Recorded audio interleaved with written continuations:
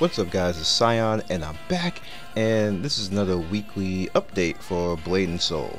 Now they just recently sent out information, I got it in my email and it's up on the website about the new content that's going to be coming out the 24th of August, and it's pretty much called Desolate Tomb, and it actually has a dungeon in it called Desolate Tomb that's supposed to be the hardest dungeon to date, which, you know, they say that every time, so, you know, people come in and steamroll it anyway, so props to the skilled people and sucks to everybody else who has to struggle, if that's the case.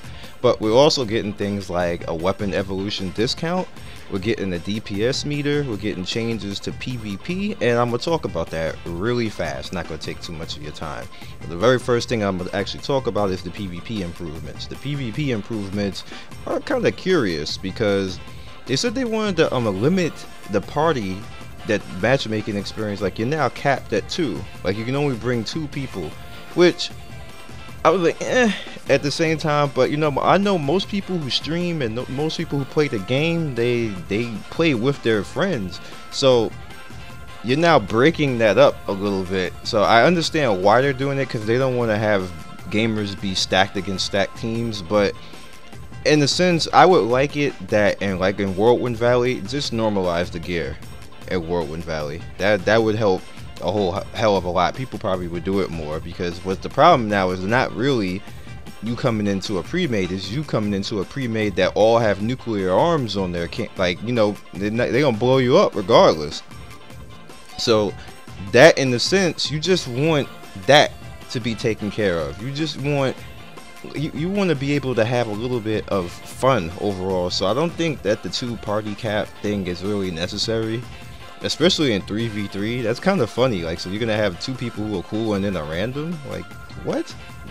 Anyway, so moving on to that is the weapon discount. The weapon discount, that needed to happen. That should always have been happening. It should have been happening a long time ago. Now what sucks for me that I leveled my soul master up, or soul fighter rather, I gotta wait now. Like, I wanna gear him the next 7 days, but I don't want to waste mats. So now what I'm probably going to end up doing is I'm just going to farm mats. I'm going to do all the rest of the evolutions, like the accessories and stuff like that, my belt and stuff, like, you know, get my bow pay up, or my soul shield up, and, you know, I'm still saying bow pay, wow, get my soul shield up and like do things like that, so I can't like really touch my weapon. So that's kind of like a bittersweet type of thing.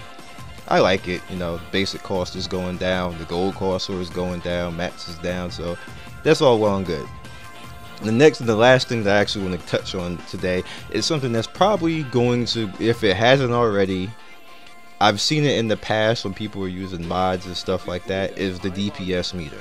Let me explain why DPS meter actually is a little bit needed.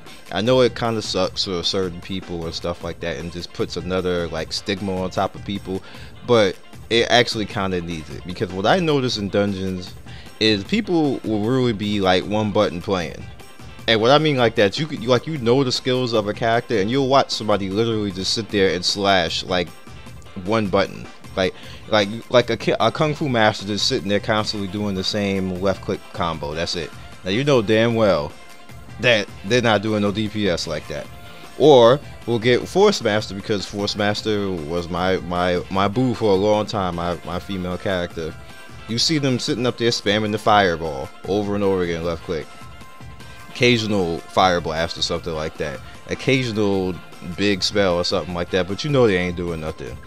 What this now does is make people stop being lazy in dungeons, and I know that's going to piss a lot of people off, because they'll be saying, oh, now if I don't have a certain DPS, people are going to say I suck, and get better.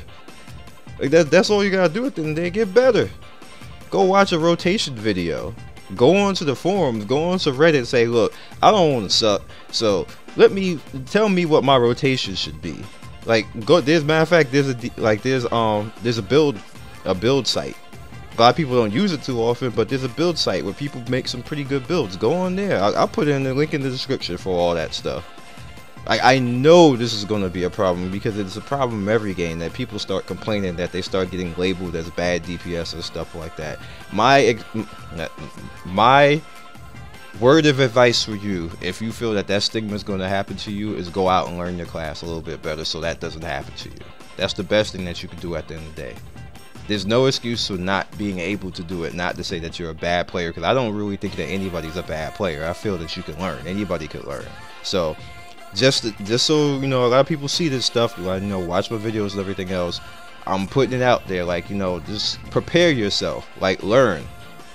I don't want to see anybody get, you know, segregated like that. It's not fair. I really feel bad in the game when I see somebody get treated like that and they get kicked out, or their gear is not that great and they get kicked out. I feel bad for the person, because that's somebody somewhere who now has to go through a loading screen, and you know how loading screens are.